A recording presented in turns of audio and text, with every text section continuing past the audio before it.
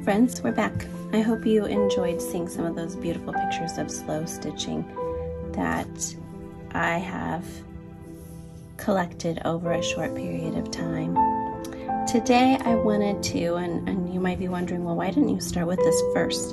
Today I wanted to talk about one of my favorite authors currently, but the one who started me on this process of stitching for meditation and self-care, and that is Claire Wellesley-Smith. And I came across this particular slow stitch book. I won't tell you the whole story. Basically, I am a book junkie, and I will look on my Kindle and I'll look for new ideas, and sometimes they'll be suggested. And I got this one right around the middle, not long after the quarantine began, and I started reading it at night. And let me show you some of the pictures as I'm talking. And I just became hooked. I saw beautiful artwork.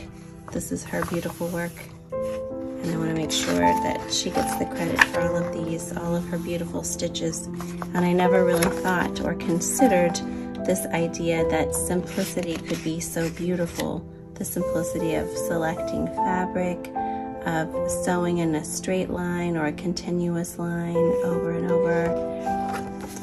I never really thought about why I love making so much and crafting until I read this book. And I read it, the electronic version, but this is the physical copy. And there's just something about it. Even the cover is really tactile. And look at the beautiful work. Does it look a little bit like what we've already started? Piecing and sewing in a straight line. All of this is not my original idea, it's hers, and I was inspired by her. And so hopefully what I've shared with you, which originated back to her original idea, is something that's inspiring to you and a practice that you will enjoy.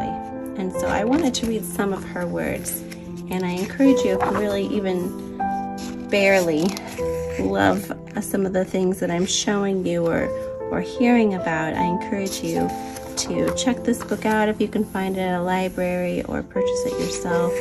I found the digital version, especially on an iPad or something, to be almost as beautiful as these printed pages.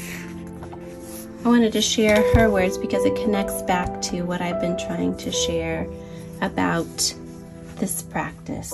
And she writes that many artists and makers describe this sensation. And so let me go back a little bit.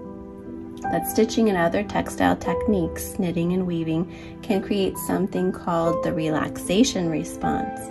This is a measurable state identified by Harvard Medical School professor Herbert Benson that introduces a feeling of calm and is characterized by lowered blood pressure, heart rate, and muscle tension.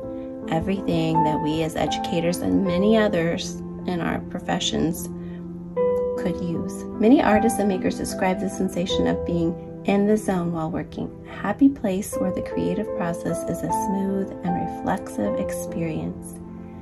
And it's kind of like that flow. And so I'm not just sharing this because I think that this is a practice. I'm sharing this because I already know it is. I've benefited from it, and I think that you could, especially at this time in our lives. And I would be remiss if I didn't also mention this one that came not long after the pandemic, and it's called Resilient Stitch, Wellbeing and Connection in the Textile Art. It was, I don't know, it was just meant to be, because right about this time I was making some connections about my own social emotional well-being and my connection to this practice and fiber arts and just making in general. And then this beautiful book came back out, and it really made me feel like I wasn't crazy. Like I wasn't just trying to force fit something that I love in my profession and force fit it.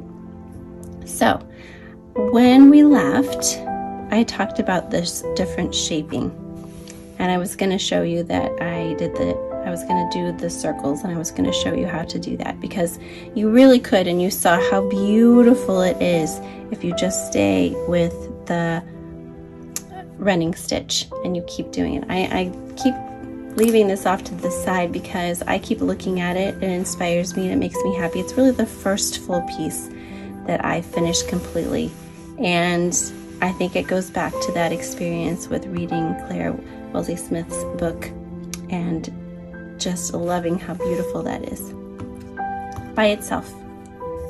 So let's get started about the circles. So this is, I left off here, and you can try yours. So I'm going to try some different shapes along the side. I really like this fringy stuff left as it is, so I'm not going to mess with that or sew over it. But circles are a little bit different than the regular. So when I did mine before, and maybe I'll put some pictures of it before so you can kind of see the little circles. I know that I started with a little stitch in the traditional way without the running stitch. And then I just came back up, and this requires a lot of rotating, especially at first. So, and thinking through where you're going to bring your stitch up. So I held it here, and I'm going to put my needle in, and I'm going to turn it just so and take a little bite. Now, and oop, oh dear, and there goes my, I may have to edit this out. Alright, so my thread came unthreaded from my needle. My needle came unthreaded. So what I did was I took a little bite and I did one at a time. And what I was going to say was that I find, at least initially, I need to do this one at a time. One stitch at a time, that is. Sometimes you have to just pull it out. And then you just keep rotating. And initially, it just makes you mindful in a different way. When you get used to just doing the straight stitch, which is beautiful and will always be my go-to, sometimes you get in a rhythmic pattern with this rotating too. And you might just decide, I really love this, or no, this is frustrating. I would say if you find it frustrating after the first one, don't give up. The first things are always frustrating, especially if this is your first piece. If you've been following me along, this is your first time doing this practice, you may not just love it right away, but hang in there. I really do trust that at some point, if you continue with it, now I know it's not for everybody, but most of the time, if you hang in with something and you get better at it, you get this sense of accomplishment that you did it. And it's not even about the accomplishment. It's about the fact that you didn't give up sometimes, you know? If we just challenge ourselves in little ways, then some of the times when we have bigger challenges, don't want to overuse that word, but we have bigger challenges, engaging in these smaller ones kind of builds up that flexibility muscle or that resilience in us. We can do hard things. When we have to do hard things over and over again and we aren't finding success, sometimes it's really hard to stay motivated. And so in those times, maybe we can do some small things that help us feel good about ourselves and ready to take on those bigger pieces. I recently was talking with actually a librarian, and he and I talked about a project that I'm working on, and we were talking about making and how it does help us in emotional ways and have regulation.